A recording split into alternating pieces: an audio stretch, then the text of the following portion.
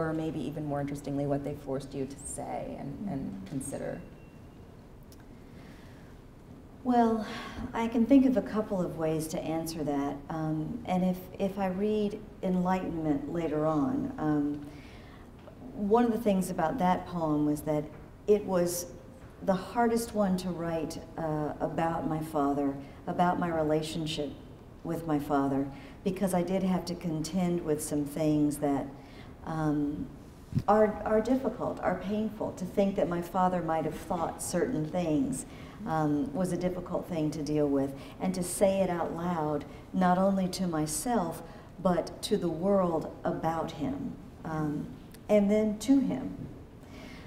But there were other poems in my previous collection, Native Guard, that were difficult for other reasons, but also rewarding in that way that they teach us something. There are several poems in the first section of Native Guard which are elegies to my mother, who died 25 years ago, or more than that, actually. And I began writing those poems when I moved back to Atlanta, because I moved back to the actual physical geography where I had endured that great loss. And the grief followed me there, and so I began to write those poems. But what I didn't know until writing a couple of them is that all those years I had also harbored a sense of survivor's guilt, that being alive and her being dead also had weighed on me. And I only found it out in the making of the poem. So I'm going to read the one that is my favorite for that, and also a poem that has a difficult story of coming into being. It took me about 5 years to write it, and early on in my journal, I had just started working with certain words that I was thinking of. I had written down a few lines, but also the word Erebus. I'd written down the myth of Orpheus and Eurydice, and just a few lines about feeling what it was like to go to sleep at night and to dream my mother alive. I have a couple of kinds of dreams about her. In one dream, I dream that she's alive, not that she's alive, I dream that she's dead, but that she's there to talk to me in the dream, and I know that she's gone, and the dream always feels like a lovely visitation. But in the other kind of dream, I dream her alive. I don't know that she's gone or that anything has happened, and waking up from that dream always takes a moment of realization that she is gone, and that makes the grief come rushing back at that moment, fresh, which to me echoes the feeling that Orpheus must have had trying to lead Eurydice out of the underworld, knowing that he wasn't supposed to turn around, but doing it anyway, and thus banishing her back there. This is Myth. I was asleep while you were dying. It's as if you slipped through some rift, a hollow I make between my slumber and my waking. The Erebus I keep you in, still trying not to let go. You'll be dead again tomorrow, but in dreams you live, so I try taking you back into morning. Sleep heavy, turning, my eyes open, I find you do not follow. Again and again, this constant forsaking. Again and again, this constant forsaking. My eyes open, I find you do not follow. You back into morning, sleep heavy, turning. But in dreams you live, so I try taking, not to let go. You'll be dead again tomorrow.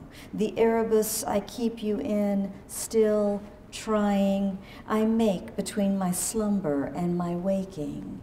It's as if you slipped through some rift, a hollow. I was asleep while you were dying. So when I first wrote the poem, it ended at the first half. right before that hinge, with the line again and again, this constant forsaking. And one of the things that hit me with that line was that I wasn't sure who was forsaking whom when I wrote it. I think I must have at first felt abandoned by her, but in the dream, I'm the one who wakes up. I'm the one who banishes her back. And so the possibility of that hinge, that the forsaking fell on me rather than on her, is one of the things that led me to perhaps more subconsciously continue to work on the poem and put it aside for a long time. And finally, I was thinking about the late Agha Shahed Ali, who was one of my teachers at the University of Massachusetts, who always told us to read our poems, read the lines of each poem out of context, out of the syntactical or rhetorical structure of the poem, to see the line by itself, to check the integrity of the line. And so I began to read the poem backwards so that I could remove the lines from the sentences they were a part of. And that's when I saw that with more work, the poem could actually enact Orpheus's descent into the underworld and his return out of it, and the moment when Eurydice doesn't finally come with him out. That poem is so incredibly beautiful. I love hearing the story of how it was composed, because I've wondered about that. But what really struck me when you were talking before reading the poem was you know, in speaking about grief, the grief at the very real and private loss of a parent, you can also move so quickly to a belief and identification with the myth, the mythical figures. And I think that's wonderful. I realize, or I suspect that that's something that is really kind of built into you. There are poems about having been read or read the myths as a child, and then you have, you know, that poem, and then you have Mythmaker and Mythology. Is that kind of a trilogy that sits across across collections, or is it just a theme that's such a part of your sense of your own view of the world? That is a really good question, to think of it as a trilogy across the collections. I am always concerned with the way that each of my collections speaks to another one, builds upon some of the themes that and obsessions of mine that get you know, introduced in one. A way of digging deeper for me each time with the things that I must return to again and again. And so I do think about that with the collections themselves. And I did even take note myself of the fact that there tends to be that word appearing in some construction in each of the collections. But I think even more it is about my early reading and listening and being read to. My father, each night before I went to bed, would tell bedtime stories, but the stories that he liked to tell were stories from mythology or stories from literature. And so in domestic work, he is presented as that myth maker who is telling me cautionary tales, you know, telling me the story of Narcissus so that I will listen to him more. I'm sorry, well, no, telling me the story of Icarus so that I'll listen to him more, but telling me the story of Narcissus so that I won't be too taken with myself. But, you know, my father also, and this you know, he would also tell lots of the stories, you know, of the Odyssey.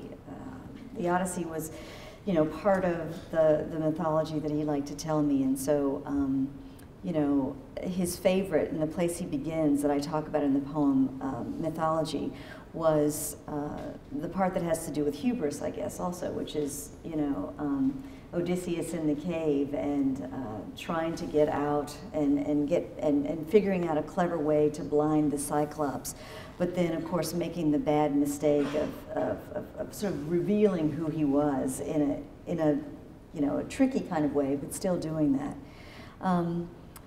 But my father also would recite parts of Beowulf to me. I mean, he would often tell me the scene of Grendel beating on the mess hall door right before I went to sleep. Right. I don't think you can not be a poet if that's what happens Yeah. to you before you go to bed. Yeah. Was there a moment, you were writing fiction at one time, right? You did an MA in fiction? Well, I went to an MA program in fiction, and within about a month and a half was told that I was not a fiction writer. I was told that I was a poet, but I think it was a way of saying you're not a fiction writer. But was that choice even maybe about pushing against something that had been, you'd kind of been steeped in and betrothed to in a way? No, my father was the one, talking me into being a fiction writer. I mean, he was the one that said I should do that, and I think that was, purely commercial on his part. Oh, yeah. I think he thought, but you sell novels, you can make a living for yourself. For all of us. So, I mean, he also was, delighted to have me write poetry, but I think he thought that, my whole life my father kept saying, you have something to say. You have, because of who you are, because of the fate of your geography, you have stories to tell. And so I imagine that's why he was pushing me toward fiction at first. I want to shift a little bit, hopefully we'll come back to some of the other private things, but to the view of the world and of specific lives and of histories that your poetry is also deeply committed to. One way in your work that this happens is by concentrating on place.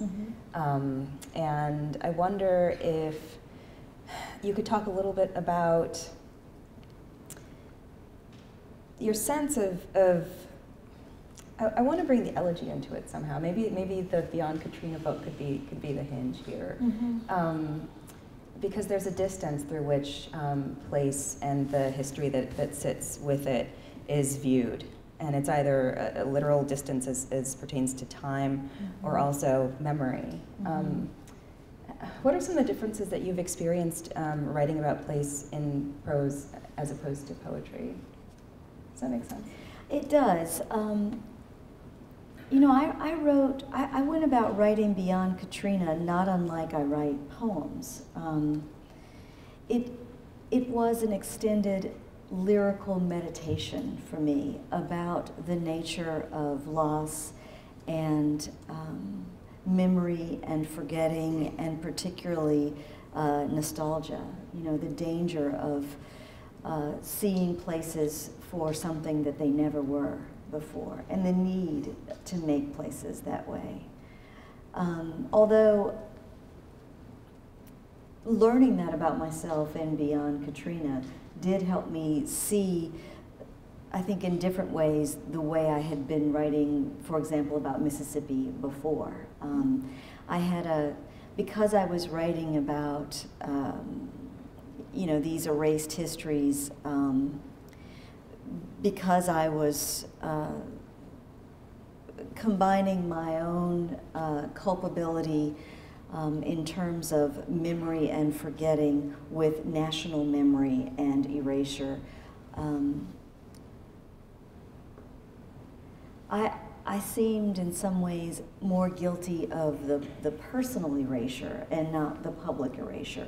Writing Beyond Katrina taught me in some ways that seeing my home through that nostalgic lens also prevented me from seeing it as I thought I was seeing it in poems.